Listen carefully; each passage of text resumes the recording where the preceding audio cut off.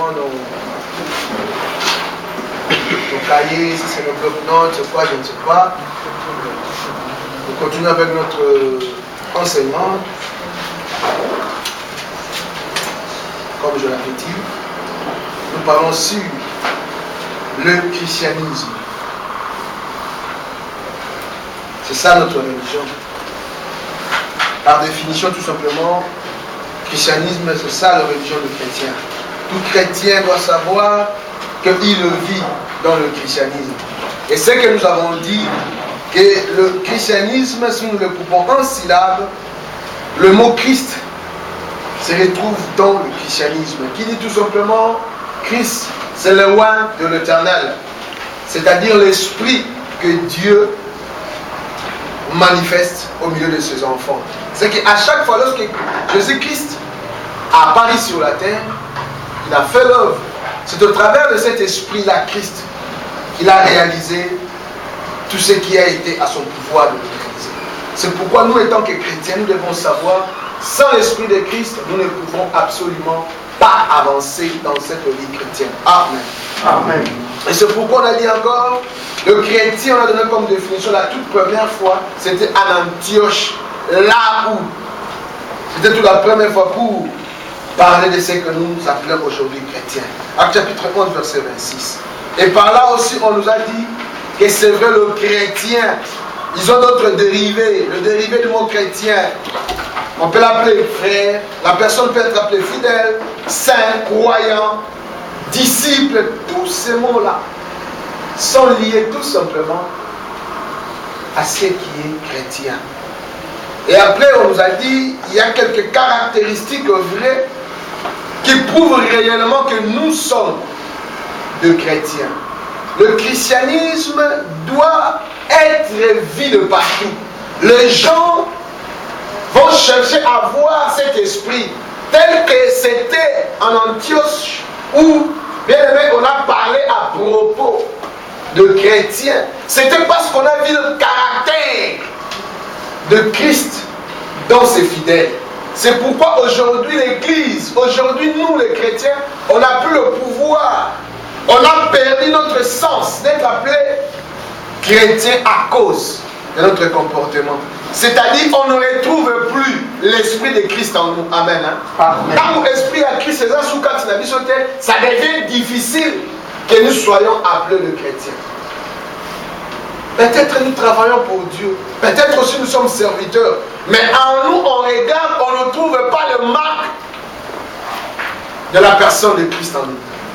C'est pourquoi pendant tout ce temps, nous cherchons à comprendre et regarder si dans l'église, il y a encore des chrétiens qui vivent cet esprit christianisme.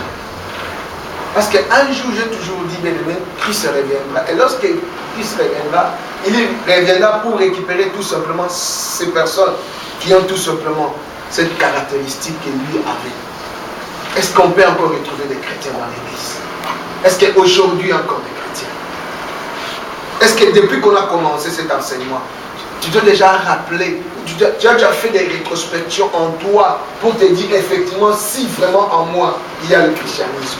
Aujourd'hui, peut-être je peux dire aux gens que je prie, je vais aussi à l'église, je fais ce que tous les autres font. Peut-être je suis serviteur ou servant de Dieu. Est-ce qu'on retrouve en moi réellement l'esprit de Christ? C'est très important. Alors parmi les caractéristiques, pardon s'il vous plaît, il y avait une première caractéristique qui s'appelle une nouvelle naissance. Dans l'enfant de Dieu, là on peut retrouver cet esprit christianisme, la première des choses, il faut qu'il y ait une nouvelle naissance. S'il n'y a pas cette nouvelle naissance, on retrouve en toi toutes les mauvaises et le bon comportement, c'est impossible parce que tu ne peux être ni chaud ni froid. Il faut que tu puisses t'attacher à l'un et abandonner l'autre. Et pour nous les chrétiens, la nouvelle naissance, elle est importante. La personne doit naître. On a dit, il y a deux naissances. Naître d'eau et d'esprit. Si nous ne sommes pas nés d'eau et d'esprit, c'est impossible d'être appelé disciple, chrétien, fidèle, croyant. C'est impossible. En toi, la première des choses, tu dois passer par la nouvelle naissance. Et on a donné le verset, c'était Jean chapitre 3, verset 5. Et dans la deuxième position, on a dit, la personne qui a reçu Christ et qui est passée par ces deux baptêmes, doit maintenant chercher à croître spirituellement. La croissance. Nous devons chercher la croissance spirituelle dans notre vie spirituelle. Dans notre marche avec Jésus-Christ. Dans notre marche en tant que chrétien. Si on ne retrouve pas aussi la croissance à nous, malgré que nous sommes devenus chrétiens, on ne change pas, on est rapide. Depuis si c'est quelle année que tu as reçu Christ, en toi il n'y a pas nombre de changements. Tu es toujours habitué, tu ne changes pas. Non, bien aimé. La croissance, elle est importante. Dans 2 Pierre chapitre 3, verset 18, on nous a parlé, bien aimé, accroître dans la connaissance de notre Seigneur Jésus-Christ, lui qui est notre Sauveur, en lui, maintenant jusqu'à jamais dans l'éternité. Mais on ne retrouve pas la croissance. Beaucoup de fidèles, bien aimés, aujourd'hui, nous sommes appelés chrétiens, mais il n'y a pas la croissance. Des fois, on ne sait pas avancer dans les choses de Dieu. Depuis que tu as connu Christ, il n'y a pas de changement, bien aimé. Et ça, bien aimé, si ce n'est pas encore dans ta vie, cherche, bien aimé, c'est très important dans ta vie spirituelle. C'est vraiment important. Et la troisième des choses, on a dit, la personne qui est passée par la nouvelle naissance, et le croit, la croissance est en lui, bien aimé. La troisième, il faut avoir le vêtement nouveau, bien aimé. C'est-à-dire, le vêtement que tu avais, les anciens vêtements là, tu dois abandonner. Parce que Bartimée autrefois a abandonné, bien aimé, ce vieil vêtement pour maintenant recevoir. Le véritable vêtement, c'était le salut, bien aimé. Dans ta vie, s'il n'y a pas de salut, en reconnaissant Jésus-Christ comme l'unique sauveur de ta vie, c'est impossible d'avoir ce que nous appelons le vêtement nouveau. Ésaïe 61, verset 10, c'est là où, bien aimé, on nous a parlé de la réjouissance pleine. Lorsque nous sommes revêtus, nous avons le vêtement nouveau en nous. Et un enfant de Dieu, un chrétien, c'est lui qui vit le christianisme en nous. En lui, il le faut, bien aimé, que la personne aussi ait les vêtements. Alors le vêtement, c'est tout simplement la gloire et la grâce que Dieu nous, simple, attendant toujours à nous donner, bien aimé. La justice, le manteau de la justice, comme un fiancé qui est honoré par la parure du sacrificateur. Bien aimé, nous qui sommes fiancés de Jésus-Christ, nous qui sommes épouses de Jésus-Christ, nous devons chercher le salut. Est-ce qu'il y a le salut? La personne qui vit le salut en lui, bien aimé, il doit avoir le vêtement digne d'appeler le Seigneur. On a dit le vêtement, ce sont les œuvres. Quelles sont les œuvres que Dieu est en train de réaliser dans ta vie? Est-ce que les œuvres sont manifestes, sont bonnes, ou ce sont les œuvres négatives? Tu pries vraiment un Dieu véritable, mais qu'est-ce que tu fais dans ta vie? Lorsque tu quittes l'église, qu'est-ce que tu as toujours tendance à faire? Tu ne sais pas comment est-ce qu'un chrétien peut marcher. Dans le monde, tu fais ce que tout le monde peut faire. Et dans l'église, c'est pareil. On ne connaît pas, mais quelles sont ces œuvres? C'est ça, une grande difficulté que nous retrouvons pour nous les chrétiens lorsque nous sommes appelés chrétiens. Est-ce que vraiment nous sommes des chrétiens? Est-ce qu'en nous, il y a vraiment des œuvres bonnes? Est-ce qu'en nous, réellement, on peut retrouver la vie de Christ en nous? C'est ça la question que nous devons nous poser. Peut-être autrefois, tu priais, tu avançais avec Dieu, mais après un bout de temps, tu as tout abandonné. Cette vie-là de chercher Dieu, tu ne le fais plus, bien aimé. C'est pourquoi Dieu a encore amené sa parole pour nous aider en fait que nous puissions encore rentrer dans la grâce de Dieu. Amen. Amen. La quatrième des choses, on a dit, dans le caractère, nous devons aussi avoir une vie radieuse. Matthieu chapitre 5, verset 16. Alors on nous a parlé encore que votre lumière doit briller ainsi devant les hommes, afin qu'on puisse voir vos bonnes œuvres. C'est lui qui est vêtu de la grâce de Dieu, doit manifester les bonnes œuvres dans ta vie. Où sont tes bonnes œuvres? Quelle est cette vie que Dieu est en train de mener? Est-ce qu'il y a en toi la lumière brille, ou cette lumière a été déjà étouffée? Je ne sais pas. Mais c'est vraiment important de te poser toutes ces questions. On ne sommes pas chrétiens de nom, mais nous devons être chrétiens pratiquants, bien aimés. en nous, bien aimés, qu'on puisse retrouver réellement la vie de Christ en nous. C'est pourquoi lorsqu'on a coupé le mot christianisme, en cela, on a trouvé le mot Christ. Il faut que cet esprit de Christ soit manifesté dans notre vie. Et c'est à ce moment-là que le monde saura réellement que celui-là est chrétien. Est-ce qu'en toi il y a ça? Ou tu fais passer ton temps pour rien à venir à l'église? Le jour où Christ reviendra pour prendre son épouse, peut-être tu ne seras pas là. Pourquoi? Parce que tu n'as pas pu allumer ta lumière. Dieu nous demande d'allumer, que nos lumières brillent, bien-aimés. Que le monde sache, que les hommes ont fait voir nos bonnes œuvres. C'est pourquoi j'ai toujours dit, bien-aimé, l'église, ce n'est pas l'endroit où on devrait savoir que tu es chrétien. Mais lorsque tu es chez toi à la maison, aux cités là, tu vis, quelle vie que tu es en train de mener? Est-ce qu'on peut retrouver cet esprit de Christ en toi? Est-ce que les œuvres que tu réalises, bien-aimé, ça glorifie Dieu? C'est ça le grand problème dans notre vie. Est-ce que bon moyo toujours mémawana, tant toujours à la banda, est-ce que ce sont si ça ne glorifie pas Dieu, bien-aimé, c'est impossible d'être appelé chrétien. Impossible.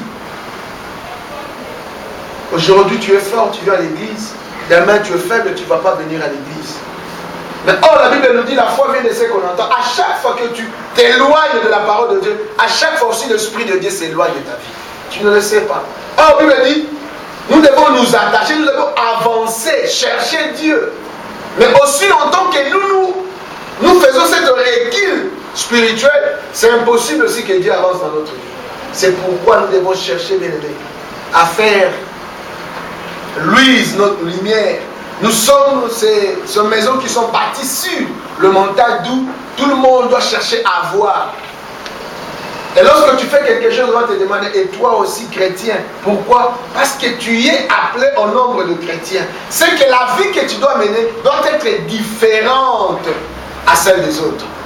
Mais si cette vie n'est pas différente, si le monde fait, toi aussi tu fais. Au juste, on ne comprend pas. Tu es qui au juste? C'est pourquoi la parole de Dieu leur revient toujours. Pour chercher à faire rentrer quelqu'un dans le voie qui sont dignes. Et la cinquième des choses, on a dit encore, bien aimé, sur l'édification du caractère. Matthieu chapitre 7, verset 24. C'est là où on nous a dit, bien aimé, notre caractère doit être édifié. Mais doit être édifié comment si ce n'est pas par la parole, bien aimé. On a besoin de la parole de Dieu. À chaque fois, nous devons écouter la parole. Comme la parole de Dieu nous dit, ainsi que quiconque entend de moi ces paroles et le met en pratique sera semblable à un homme qui est prudent, qui a bâti sa maison sur les rocs. Nous devons être prudents par rapport à notre vie spirituelle. On a dit cette vie que nous menons. Nous devons la garder jalousement, nous devons la soigner. Nous devons mettre notre vie sur Jésus-Christ. La parole de Dieu. C'est cette parole qui doit, bien aimé, te donner la grâce d'avancer spirituellement. Si tu ne sais pas marcher, bien aimé, si tu ne sauras pas, bien aimé, te conformer à la parole de Dieu, à pratiquer, à être semblable comme Christ l'a été pendant tous ces 3 années et demie, à enseigner de la parole de Dieu, bien aimé, c'est impossible qu'on puisse retrouver, bien aimé, l'édification du caractère de toi. Tu ne sais pas édifier le caractère de ta vie. Tout ce que les autres font, toi aussi tu veux le faire, bien-aimé. Où est la chrétienté en toi? Où est la chrétienté en toi? C'est ça le grand problème dans nos vies, bien-aimés. On ne saura jamais être chrétien si on n'arrive pas, bien-aimé, à édifier notre vie, nos corps. C'est pourquoi j'avais dit, bien-aimé, tu es le seul responsable de ta vie, bien-aimé. Si tu ne prends pas soin de ta vie, qui viendra pour prendre soin de ta vie? Tu t'es dit, non, j'ai quitté l'Afrique, maintenant c'est ma vie, personne ne va regarder ma vie. Ce que je veux faire de ma vie, bien aimé. Fais gaffe. Ta vie est réservée pour Christ. Si seulement tu es chrétien. Tu es comme une épouse. L'épouse ne dépend pas de lui. L'épouse dépend de l'époux. Donc ce que l'épouse doit faire, tout simplement, c'est d'écouter à chaque fois qu'est-ce que l'époux dit. C'est ça notre vie, bien aimé. Nous devons mener notre vie, bien aimé, dans notre caractère, ce que j'avais dit. Personne ne peut, bien aimé, blaguer de ta vie si toi-même tu ne donnes pas accès qu'on puisse blaguer de toi. Fais l'effort, bien-aimé, de protéger ta vie. Fais l'effort, bien-aimé, de te donner, bien-aimé, le discipline de ta vie, bien-aimé. Et le reste, bien-aimé, ils viendront te respecter. Si toi-même, tu ne sais pas te respecter, bien-aimé, impossible que les autres te respectent. Le caractère, il est important dans notre vie. Notre maison, nos maisons, qui est nos esprits, notre vie spirituelle, doit être fondée sur Jésus-Christ. Même si le vague, le marais, le tempête venait, parce que nous sommes assis sur la parole, qui est le roc, qui est Jésus-Christ, bien-aimé, on ne va pas, bien-aimé, nous embraler. Parce que Jésus-Christ est lui-même qui est notre soutien. Amen. Amen. C'est pourquoi cherchons que Christ seul reste seul notre soutien. Et à ce moment-là, nous vivrons, bien-aimé, la gloire et la grâce dans nos vies. Amen. Amen. Le sixième point, on a parlé, bien-aimé, d'un groupe où règne une communion fraternelle véritable. Luc chapitre 24, verset 32. On nous a parlé, bien-aimé, ici, c'était l'histoire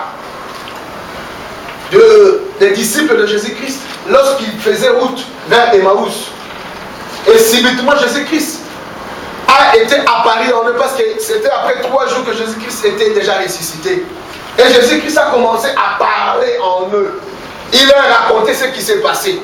Et en eux, ils sentaient, bien aimé, au-dedans d'eux, qu'il y avait quelque chose qui bouillonnait, bien aimé, pendant le chemin qu'ils exerçaient.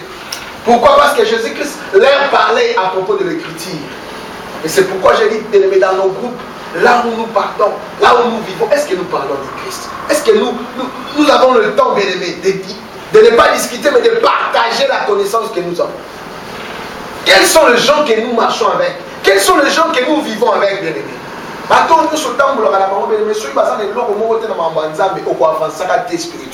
C'est pourquoi chaque faisons la casse. Parce que l'entourage qui t'entoure, bien aimé, les malades.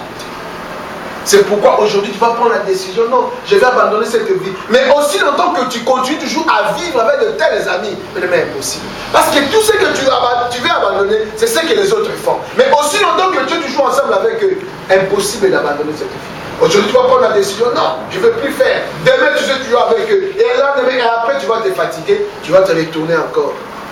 Agir comme eux. C'est pourquoi ici la parole de Dieu nous demande, bien aimé, de vivre la vie de Jésus-Christ à chaque fois dans nos communions fraternelles, que nous puissions plus avancer les arguments spirituels, que nous parlions plus des choses spirituelles. Malheureusement chez toi c'est le contraire. C'est lorsque tu es à l'église, c'est à ce moment-là que tu écoutes la parole de Dieu. Mais si tu n'es pas à l'église, c'est impossible. Même toi-même d'ouvrir la Bible pour lire la Bible, c'est impossible.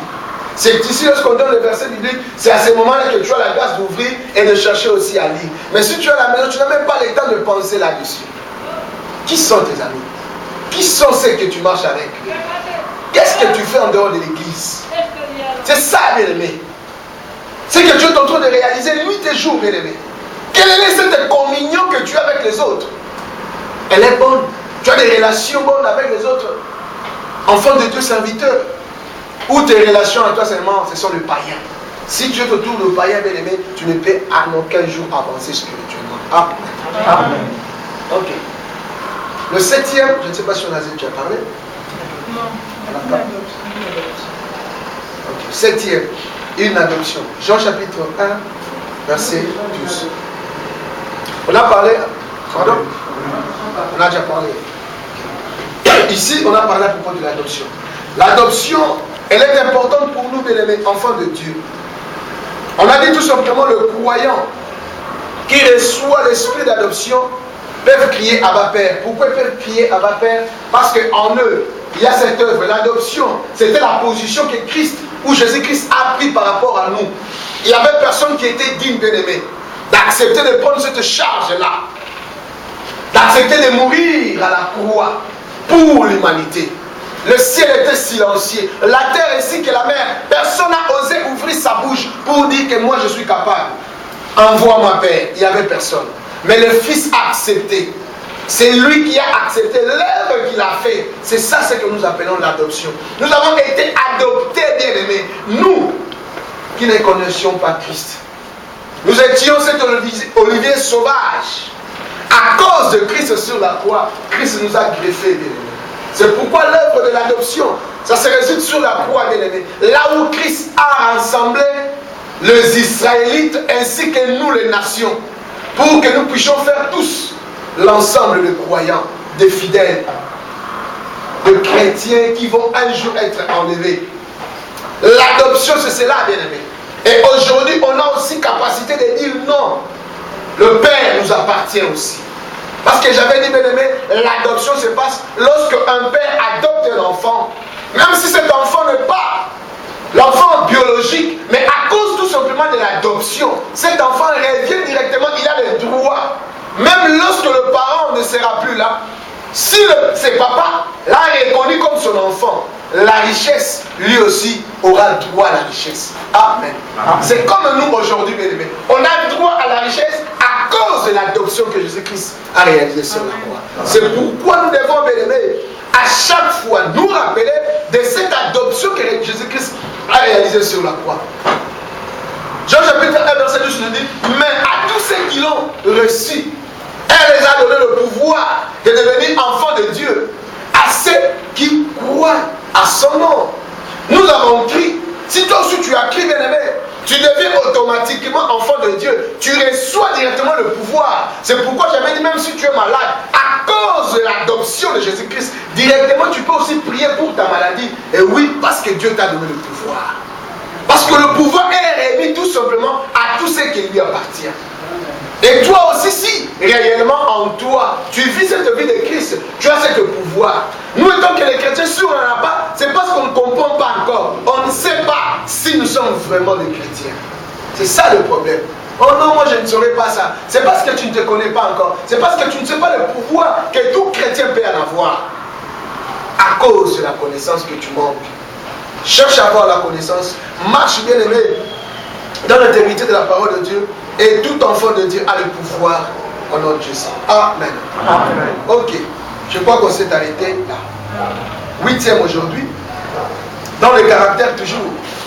De caractéristiques de véritables chrétiens ou dans cette marche chrétienne. Nous allons parler sur un enseignement bien-aimé. L'enseignement. Dans le christianisme, il y a l'enseignement bien-aimé. Nous devons être enseignés. Jésus-Christ l'a fait. Pendant 3 ans et demi, il a enseigné simplement ses disciples. Il les fortifiait. Il leur donnait bien aimé le fondement, afin qu'ils ne puissent pas être emballés devant toutes les risques du diable, parce qu'il connaît, le diable a la connaissance. C'est pourquoi, enfant de Dieu, tout chrétien doit chercher à avoir la connaissance. C'est pourquoi les enseignements sont très importants pour nous les chrétiens. C'est ce qu'on a donné comme exemple. Lorsque les tempêtes viennent, comment est-ce que nous agissons? Des fois aussi, on abandonne même Christ à cause des tempêtes. Tu te dis, ah non, je cherche d'abord la solution à mon problème. L'église, c'est après. Lorsque je serai bien, je vais venir à l'église. Mais or, nous oublions que c'est l'église, c'est la prière qui peut nous donner la solution à nos problèmes. Amen. Pourquoi à chaque fois, lorsqu'il y a le tempête qui nous a, si j'ai dit, nous ne savons pas nous approcher devant Dieu. Aussi longtemps, lorsque le problème arrive dans notre vie, c'est à ce moment-là, bien aimé, il faut maintenant chercher Dieu, bien aimé. Chercher encore Dieu davantage, afin qu'il puisse trouver solution dans tes problèmes.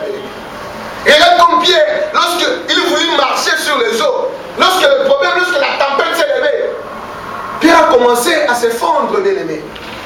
Et après, Pierre était prudent. Il a demandé au secours. Et c'est à ce moment-là que Jésus-Christ est venu nous secourir. Pourquoi, bien aimé, dans nos petits problèmes, nous ne voulons pas, bien aimé, être enseignés. Le diable sait qu'il y aura des temps difficiles. Mais il le sait, à ce moment-là, c'est là où il vient maintenant pour récupérer les enfants de Dieu. Soyons prudents, bien aimés. On a besoin des enseignements. Les enseignements, elles sont très importants pour notre vie, pour la croissance, bien aimé. Nous devons chercher à manger l'agneau, bien aimé, nuit et jour dans notre vie. Si on ne mange pas l'agneau, ça sera difficile que nous puissions avoir la connaissance de la parole de Dieu.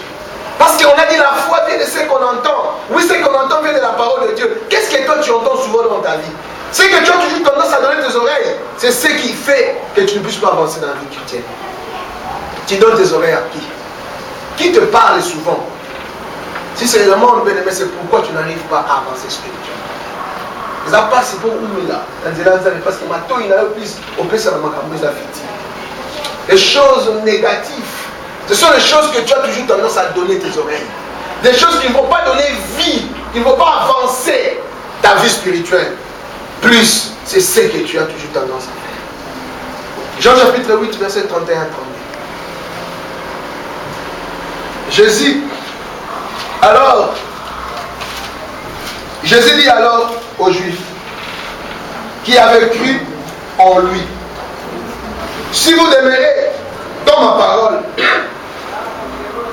vous êtes vraiment mes disciples.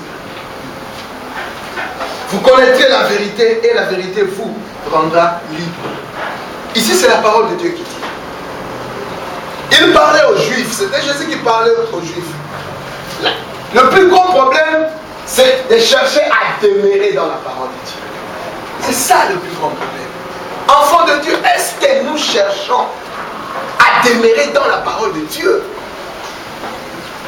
Est-ce que dans notre vie, nous vivons la parole de Dieu? Si, bien aimé, nous n'arrivons pas à vivre la parole de Dieu, ça sera difficile, bien aimé, que nous puissions résister devant le jour mauvais. Parce que tel que je l'avais toujours dit, bien aimé, les jours mauvais viendront. Les jours où tu vas te mettre et tu ne comprends plus, même pour aller à l'église, ça devient difficile. Tu commences à sentir la lourdeur. Tu commences à te dire, mais qu'est-ce qui se passe dans ma vie? Ça arrive à tout le monde, bien aimé. Il y a les hauts et les bas dans la vie chrétienne.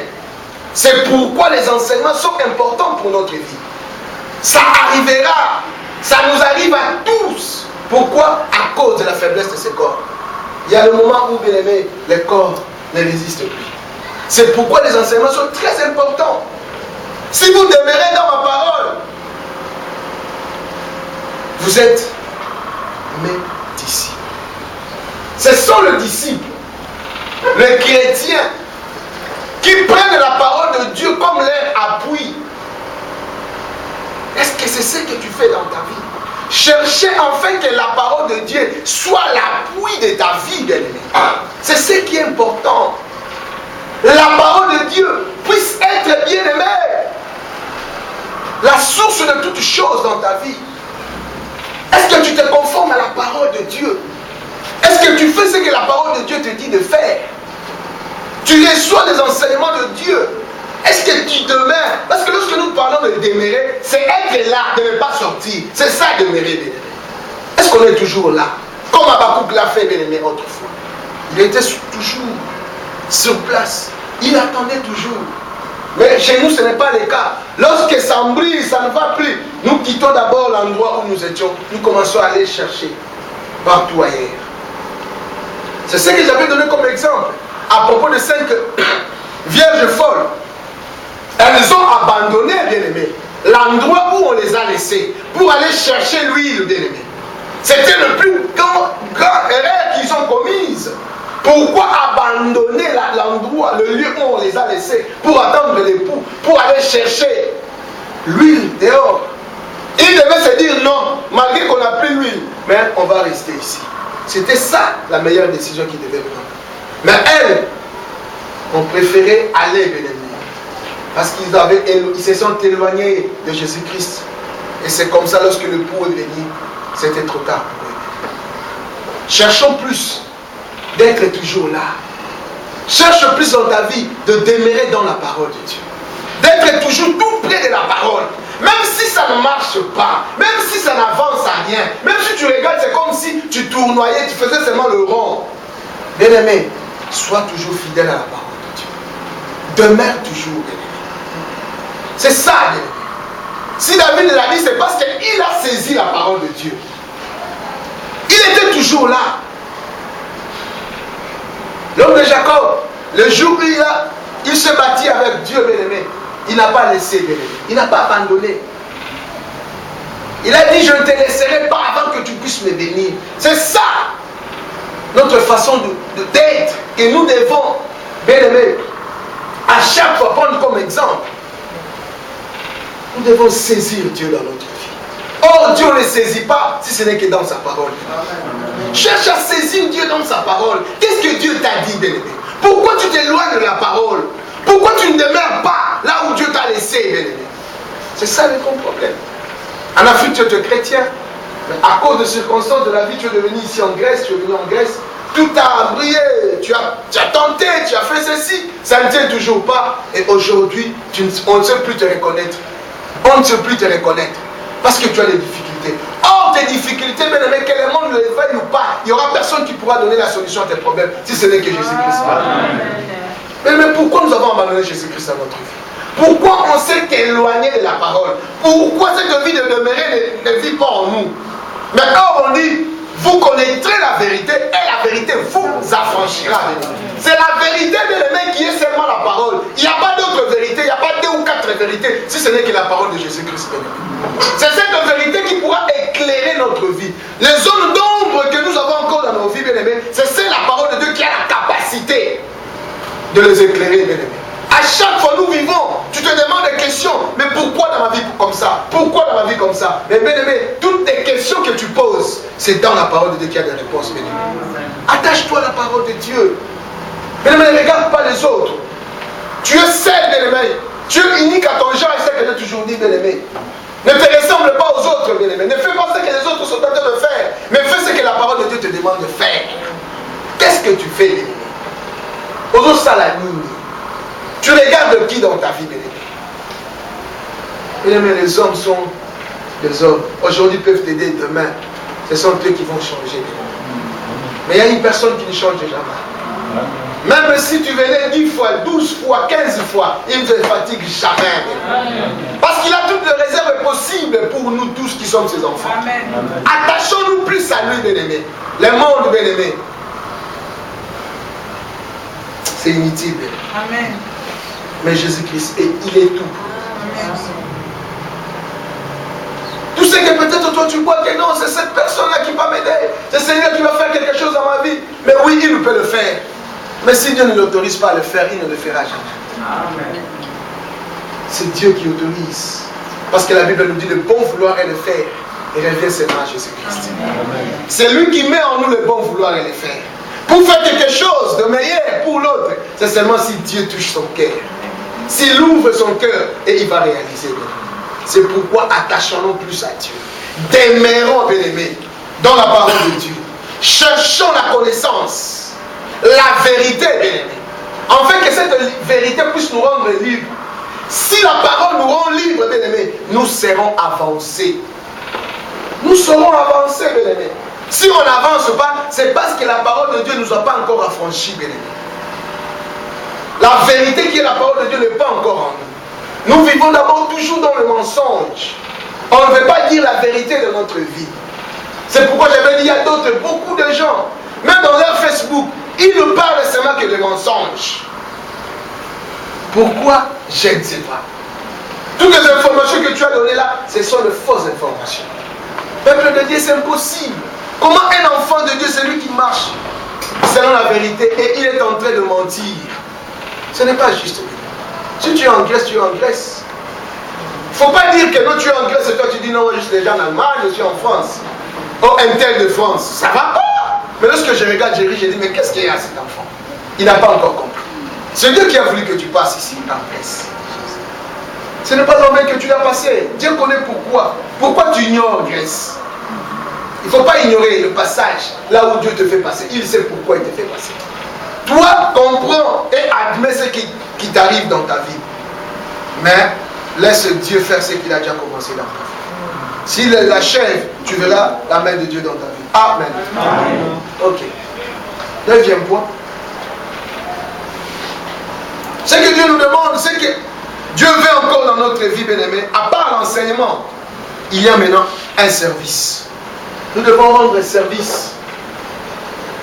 Il y a un service bien-aimé dans notre vie.